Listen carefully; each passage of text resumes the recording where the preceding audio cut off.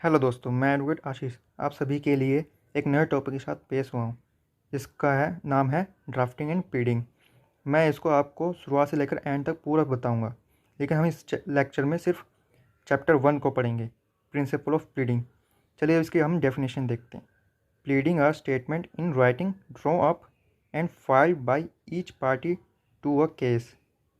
यानी जो हम स्टेटमेंट देते हैं, जो हमारे साथ हुआ होता है गलत, हम उसका एक स्टेटमेंट बना के एक देते हैं किसको, अपने एडवोकेट को, जो उसको ड्राफ्ट करके एक पेन में तब्दील कर देता है। और हम दूसरी पार्टी जो हमारे उसका जवाब, वो प्रिंट पढ़ के उसका हम जवाब देते हैं, जिसको हम WS भी कहते हैं, रिटर्न स्टेटमेंट के तौर पर, जो शॉर्ट फॉर्म WS हम कहते हैं। उसको कुछ कभी कभार इसको रेप्लिकेशन भी कहा जाता है। इसलिए हम इसको आगे देखते हैं।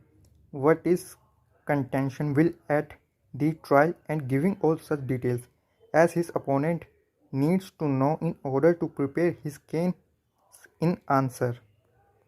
चलिए हम इसको एक एग्जाम्पल के तौर पे समझते हैं। जैसा कि ये दे रखा है A and B. A wife है किसकी, बी की, हस्बैंड, जो मैंने बता रखा है आपको। और ए बी से डिवोर्स चाहती है, किस बेस पे, क्रूएल्टी के बेस पे।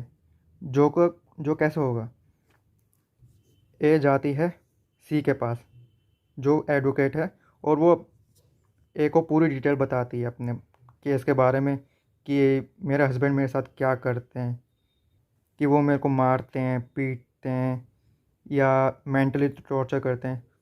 तो वो उन सभी डिटेल को लेके एक प्लेंट ड्राफ्ट तैयार करता है, जिसको हम प्लेंट या स्टेटमेंट ऑफ क्लेम भी कहा जाता है। अब ये कहाँ लेके जाएंगे, जज के पास, डिवोर्स के लिए। अब एडवोकेट ने अपना एक ड्राफ्ट तैयार कर लिया सेक्शन 13 IA के ऊपर, क्रूएल्टी के ऊपर, जो एक प्लेंट बना के इसने जज के पास लगा दी, जो अब जज सुनवाई करेगा। इसकी सुनवाई कैसे करेगा, जज ने पढ़ लिया एक प्लेंट ही इसकी, एडवोकेट ने भी अपनी प्लीडिंग दे दी। अब क्या करेगा, अब इस जज एक समन भेजेगा बी को, जज वो कोर्ट के सामने पेश होने के लिए। अब वो जब समन भेजेगा तो एक मौका दिया जाएगा बी, दूसरी पार्टी को, बी को, कि वो अपना एक जवाब फाइल करे। जवाब कैसे फाइल करेगा, समन के साथ साथ ये जो प्लेंट बी को भी भेजी जाएगी, कि वो एक प्लेंट को पढ़े, उसमें क्या डिटेल है वो देखे, और वो अपने एडवोकेट से सलाह मशवरा करके एक इसका जवाब दे।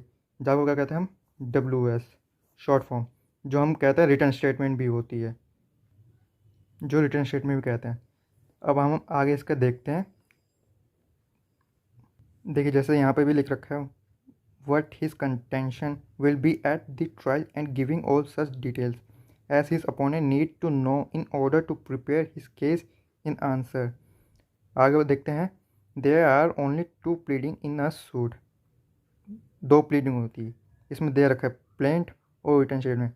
प्लेंट को हम जैसे मैंने बताया था स्टेटमेंट ऑफ क्लेम भी कहा जाता है, in which plaintiff set out his cause of action. Cause of action को अंडरलाइन कर लीजिएगा, कोज ऑफ एक्शन। और इसमें सेकंड जो बता रखा है रिटर्न स्टेटमेंट, और डिफेंस कोल्ड डिफेंस, जैसे मैंने अभी बताया था आपको, कि दूसरी पार्टी को जब एक प्लेन भेजी जाती है, वो अपने आंसर में एक जवाब देता है, जिसको हम WS यानी रिटर्न स्टेटमेंट कहते हैं। चलिए पढ़ते हैं। A defence cold the return statement, WS defendant deal with the every material fact एलिज्ड by the plaintiff in the plaint and also states any new fact which tell in his favor, adding such legal objections as he wished to take to the claim। देखिए जैसे इसमें देखा, states facts यानी ऐसे facts या objection जो अपने plaint में या जो WS ये बना के देगा दूसरी पार्टी को, उसमें वो लिखेगा, जो कि मैं आपको आगे भी बताऊंगा। जैसे कि वो क्लेम लेगा इसमें, ये तो है नहीं कि वो वहाँ पे जाके बोल देगा कि हाँ भैया मैं नहीं मारा था, ऐसा कोई बोलता नहीं है। देखिए वो साफ साफ मना करेगा इस बात पे कि मैंने नहीं किया, या मैंने ये दूसरी पार्टी पे और ऑब्जेक्शन लगाएगा कि इसका चरित्र ऐसा है, ये वैसा है। मैं एग्जांपल के तौर पे दे रहा हूँ, मैं ऐसा बोल नहीं रहा हूँ, मैं एग्जांपल के दे रहा हूँ। या वो जो प्लेन में दे रखा है उन चीज़ों को मना करेगा, जो कि मैं आपको आगे चल के भी एक एग्ज़ाम्पल के तौर पर एक ड्राफ्टिंग लाऊंगा आपके लिए WS की, जिसमें आपको मैं पूरा समझाऊंगा ढंग से, चलिए आप अगले पेज पर चलते हैं, उसके दूसरी डेफिनेशन देखते हैं। देखिए जैसा पे लिखा है, pleading is shortly defined in the code of civil procedure as meaning a plaint और रिटन स्टेटमेंट, जो कि हमने अंडर ऑर्डर 8 रूल 9 में बता रखा है। The court may require the plaintiff to file a written statement in answer to the plea of the defendant, but the plaintiff is not as a matter of right except by way of reply to a set of entitled to file any such written statement।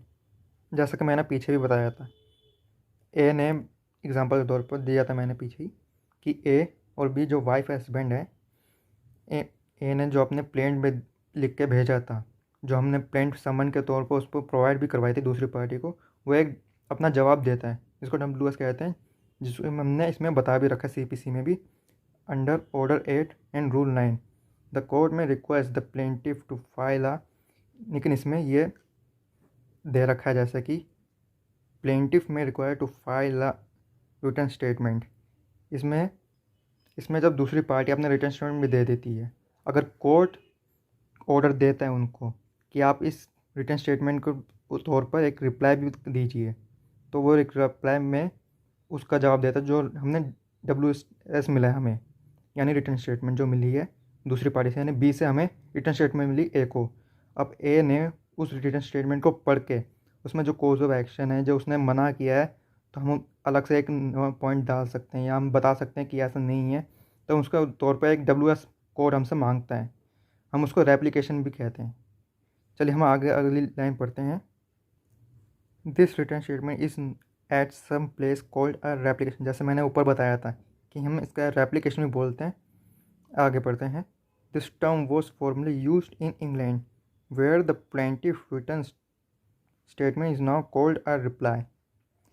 The England pleading in action in High Court of Justice is now mainly regulated by the rule of Supreme Court 1883, which have the force of a statute।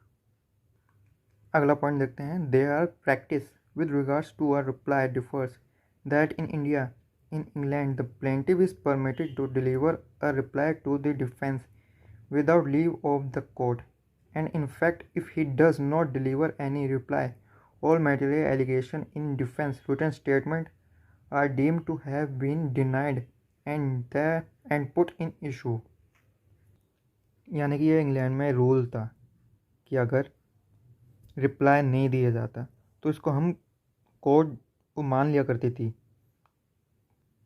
कि वो उन allegations जो हमने plane में डाले या हमने कहा है कि ये क्रुएल्टी करता था हमारे ऊपर या नहीं, उसने मान ली है,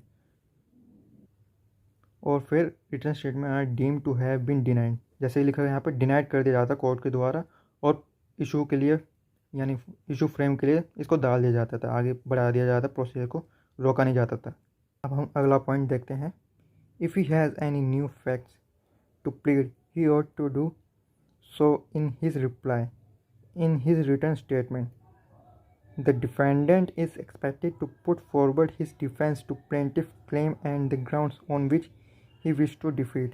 यानी कि इसमें जैसे बता रखा है कि अगर उसके पास कोई अलग से फैक्ट्स हैं, कोई न्यू फैक्ट्स हैं, अगर वो चाहता है तो वो अपने रिप्लाई में डाल, अपना जो रिटर्न स्टेटमेंट बना रहा है तो उसमें डाल के वो पुट फॉरवर्ड, यानी हिज डिफेंस के लिए, अपने बचाव के लिए वो डाल के उसको फॉरवर्ड कर सकता है क्लेम के लिए, on grounds on which he wish to defeat, यानी जो उन ग्राउंड्स पे जो उसको हराना चाहते हैं प्लेंटिफ को।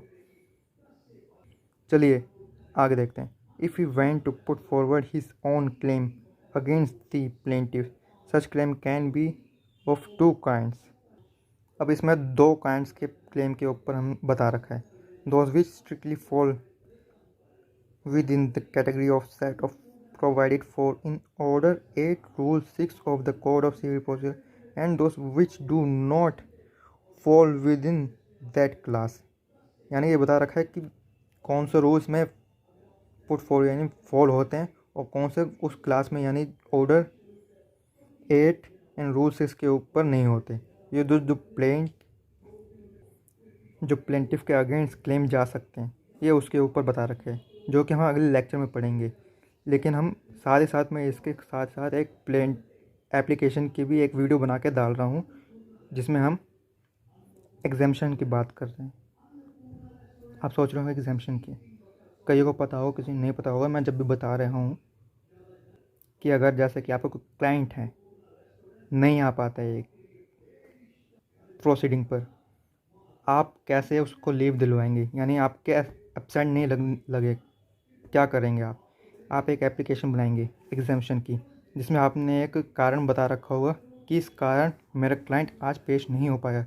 तो मैं एक उसका फॉर्मेट बना के आपको एक वीडियो बना के आपको पेश करूँगा। और इन नोट्स की अगर आप कॉपी चाहते हैं तो मेरे को कमेंट में लिख के भेज सकते हैं, मैं इसकी एक पीडीएफ बना के भेज दूँगा, या आप इसकी एक स्क्रीनशॉट भी भेज सकते हैं। शुक्रिया। और आप इसको लाइक करना मत भूलिएगा, और साथ साथ सब्सक्राइब भी कर दीजिए, और बेल आइकन पर दबाना मत भूलिए, ताकि आप नए वीडियो का आपको पता चल सके। शुक्रिया।